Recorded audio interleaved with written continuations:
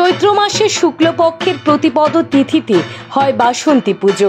মনে করা হয় চৈত্র মাসের বাসন্তী পুজোই আসল দুর্গাপুজো।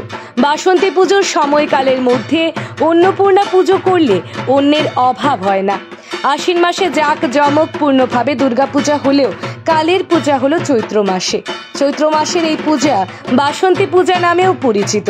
রাজধানী আগরতলা দুর্গাবাড়িতে অন্যান্য বছরের মতো এবছরও ধর্মীয় ভাব গম্ভীর পরিবেশে বাসন্তী পূজা অনুষ্ঠিত হচ্ছে।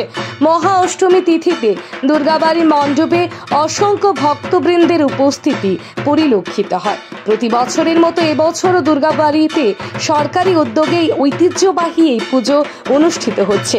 পূজাকে কেন্দ্র করে ভক্তদের মধ্যে ব্যাপক উৎসাহ উদ্দীপনা দেখা যায়। মহা অষ্টমী দিবস পুজো চলছে, মার পুজো হয়ে গেছে, এখন অন্য ভোগের 12টায় ভক্তরা পুষ্পাঞ্জলি দিচ্ছে। 4টের সময় হবে সন্ধি পুজো, তারপর সন্ধ্যা 7টায় মার আরতি হবে, তারপর লুচি পুজো বন্ধ হয়ে যাবে। মায়ের কাছে কি প্রার্থনা করা হয়েছে? মায়ের কাছে প্রার্থনা নববর্ষে সবাই যাতে ভালো থাকে, সুখে থাকে, শান্তিতে থাকে, সর্বমঙ্গল যাতে হয়, কেন মায়ের দু হাত? মায়ের দশভূজা, দ্বিভূজা না, দু হাত না, 10 হাতে এখানে। কিন্তু দেখা যাচ্ছে দু হাতে পুজো হতে হচ্ছে।